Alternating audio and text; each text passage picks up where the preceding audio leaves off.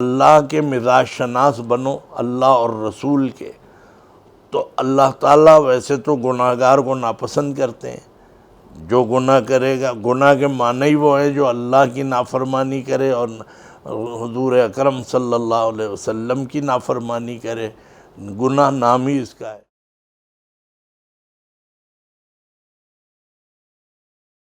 حضرت نے فرمایا کہ آدمی گناہ کرے اور اپنے کو گناہ گار سمجھے۔ ذرا پھر غور سے سنیے کہ آدمی گناہ کرے اور اپنے کو گناہ گار سمجھے، یہ اچھا ہے اس سے کہ گناہ کو رنگ عبادت میں ظاہر کر دے،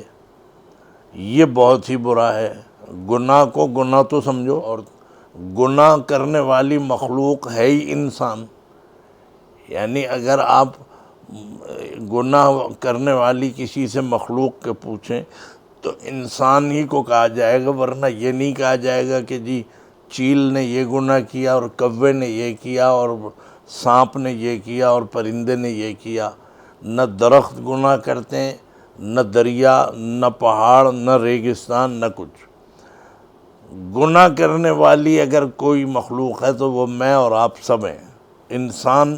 یہ گناہوں کا ظاہر ہے کہ یہ مرکب ہے، گناہ بھی ہے اس کے اندر، نیکیاں بھی ہیں۔ تو حضرت تھانوی یہ نہیں فرما رہے کہ بھئی گناہ نہ کرنا، ویسے تو ہے یہ شریعت کا حکم تو یہ ہے کہ بھئی گناہ نہ کرو، گناہ سے بچو،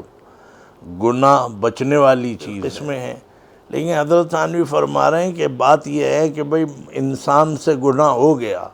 مجھ سے ہو گیا، آپ سے ہو گیا، کسی سے بھی، بچتے بچتے بھی انسان سے گناہ ہو جاتا ہے۔ تو حضرت حکیم الامت یہ فرما رہے ہیں کہ اللہ کی شان جو ہے وہ یہ ہے، یعنی اللہ کے مزاج شناس بنو اللہ اور رسول کے،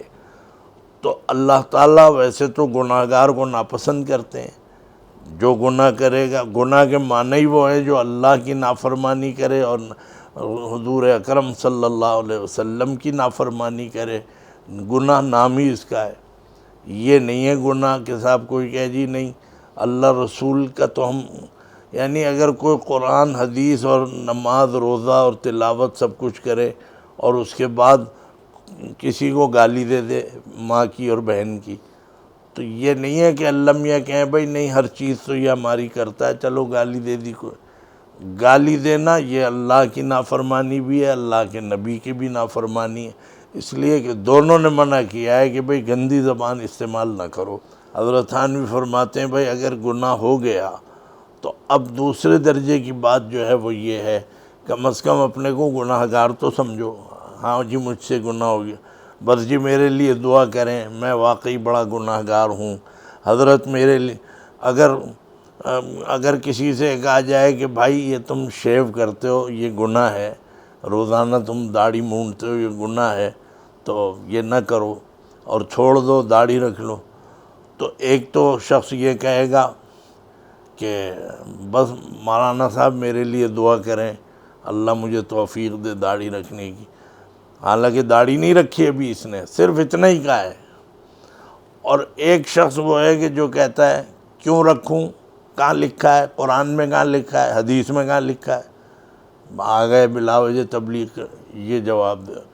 ایک ہی بات کہی تھی، ایک نے اس طرح جواب دیا، ایک نے اس طرح کہا۔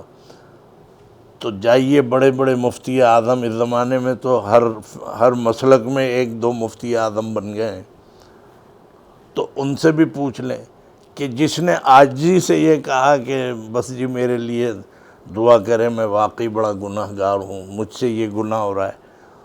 تو اللہ میاں بہت ممکن ہے کہ اس کو گلے لگائیں، اس کو پسند کریں۔ اللہ کو یہ شخص پسند ہے